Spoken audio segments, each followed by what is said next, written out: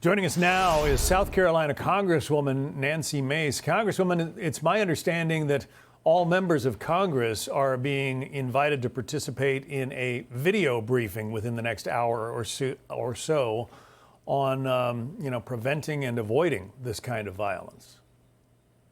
Right.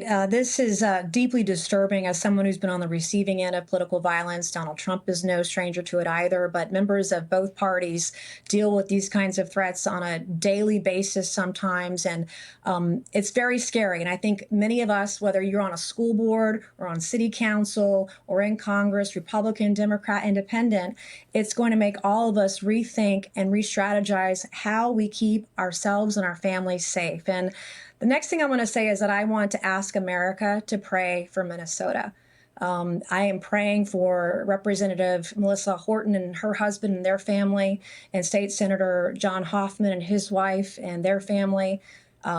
Deeply troubling, traumatizing, just terrible for the country right now, as divided as we are. We don't condone any political violence of any kind at any time, anywhere. Yeah, it's difficult enough to go into your line of work to be the victim of verbal brickbats or emails or whatever.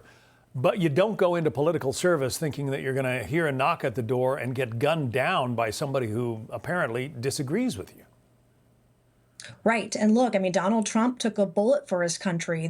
Nancy Pelosi's husband got hit on the head with a hammer. I mean, Steve Scalise was shot 5 times at a softball game. And so this is the kind of thing that the rhetoric leads up to this. I've been warning about this for a long time. I get threats on a daily basis. It's scary for me and my children. We've had to beef up our security, and to see this was a person in a law enforcement vehicle, or what appeared to be. He was in a law enforcement uniform, went right up to the front door and shot and killed 2 people today, and had a whole list, it sounds like, according to your reporting, of others that he was going to shoot and try to kill. And so it's deeply troubling and disturbing, and it's scary. Many of us, whether you're on the school board or in Congress, we're not going to sleep tonight because we're going to be making sure, thinking about, praying about how do we stay safer. But also, it's a scary time for our country. We saw riots. LA was burning down last weekend. We need both parties, whether it's our party or not, or the other side, to condemn political violence of all kinds. When people are jumping on cars, burning in LA, that would have been a good time to condone, to put away that kind of violence and say, this is not okay. Political violence is never okay. It can get somebody killed. And it's a very scary time for our country and for elected officials everywhere. So how do we get to that place where, people in your line of work, Republicans and Democrats, can disagree without generating the kind of hatred that seems to be involved in a crime like this? Well, number one, I think that we as elected officials have to acknowledge where there's a problem. This is a problem.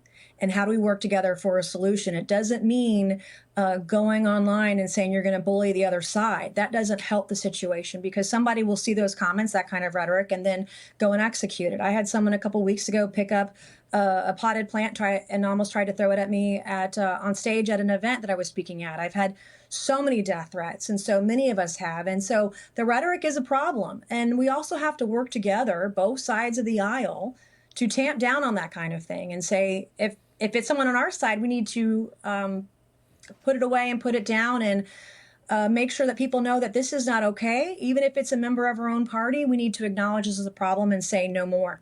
Yeah, well, we have to be the adult in the room. As you point out, Steve Scalise, the House whip, was shot at the baseball practice a number of years ago. Thankfully, he recovered. And of course, President Trump was shot while campaigning in Butler, Pennsylvania. It is something that is directed at both parties, unfortunately.